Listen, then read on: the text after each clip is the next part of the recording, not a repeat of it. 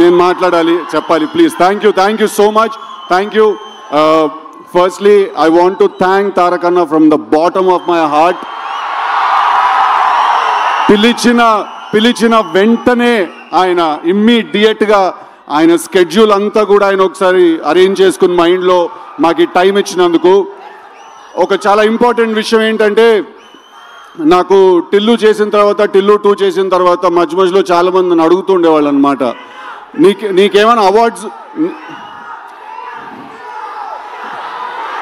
జై ఎన్టీఆర్. సో వినండి ఒకసారి, this is very important, please listen to మీ.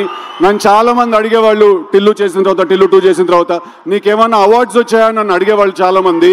నేను వాళ్ళందరికీ ఒక వీడియో చూపించేవాడిని. ఆ వీడియో తారక్ ఇందాక నా గురించి మాట్లాడుతున్న వీడియో చూశారు కదా, నేను అది చూపించేవాడిని అందరికీ.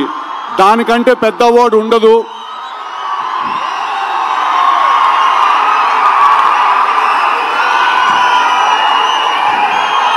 నేను చెప్పిన డైలాగ్ ఆయన నోట్లో నుంచి వినడం కంటే పెద్ద అవార్డు ఇంకోటి ఉండదు.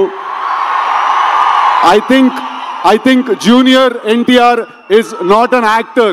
He's a phenomenon.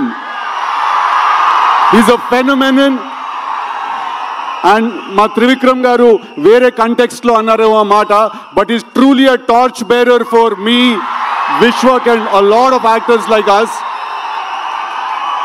అండ్ ఇది నేను ఆయన మా సినిమా గురించి వచ్చారు, మా సినిమాని మెచ్చుకున్నారు అనే ఒకే కారణం వల్ల చెప్పట్లేదు. మొన్న కూడా నేను కలిసినప్పుడు ఎక్కడో రిలీజ్ అయిన ఒక చిన్న సినిమా గురించి ఒక 1 hour మాట్లాడారు ఆయన. అలాగే దేవరా సినిమా పాటలు కూడా వినిపించారు మాకు.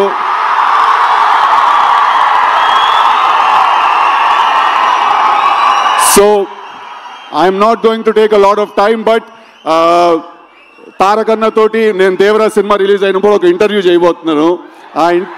ఆ ఇంటర్వ్యూలో ఇంకా చాలా విషయాలు తెలుస్తాయి మీ అందరికీ.